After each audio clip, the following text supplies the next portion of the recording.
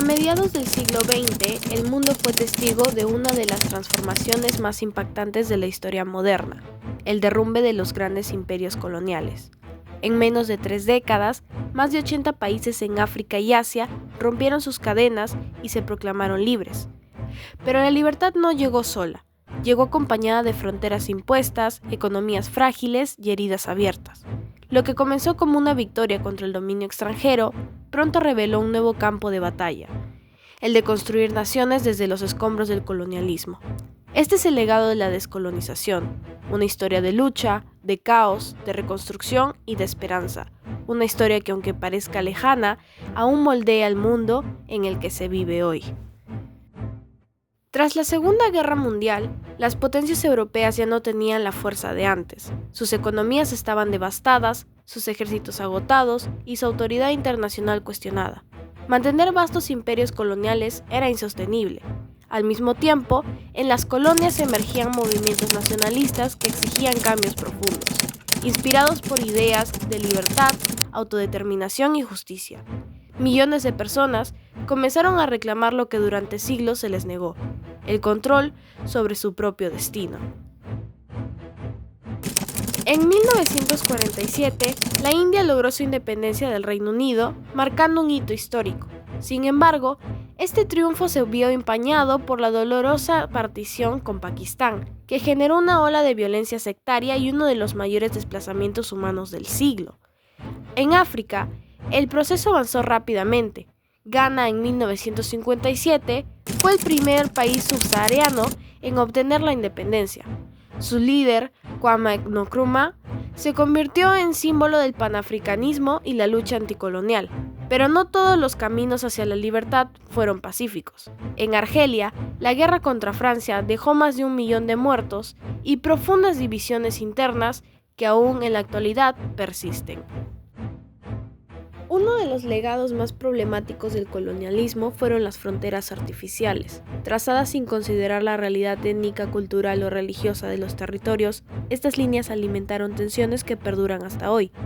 La Conferencia de Berlín en 1884 había repartido África entre las potencias europeas como si se tratara de un mapa sin habitantes. Al independizarse, los nuevos estados heredaron estas divisiones.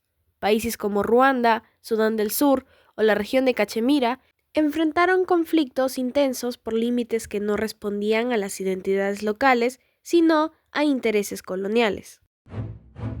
La descolonización no solo transformó mapas, desplazó millones de vidas.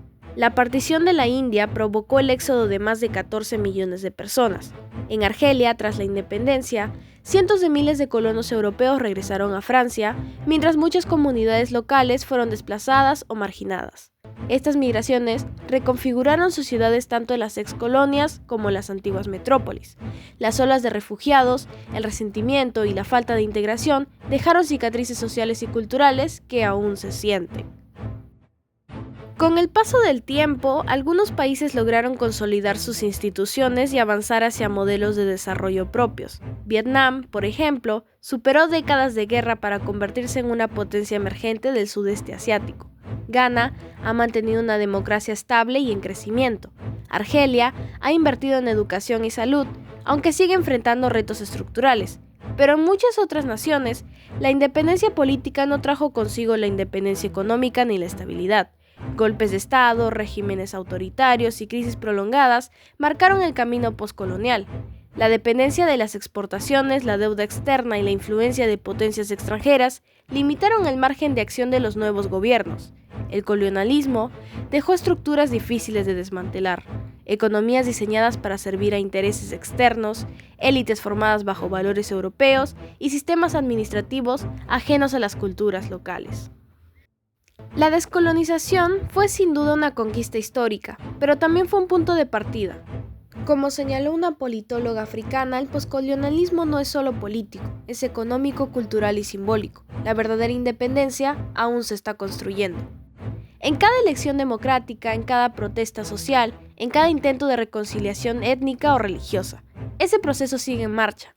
Comprender el pasado colonial no es solo un ejercicio de memoria, es una clave para entender los desafíos actuales de justicia, equidad y soberanía en muchas regiones del mundo.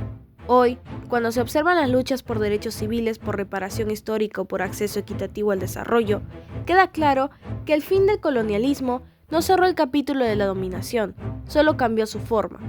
La pregunta que permanece abierta no es si las naciones se liberaron, sino cuánto control tienen hoy sobre su destino.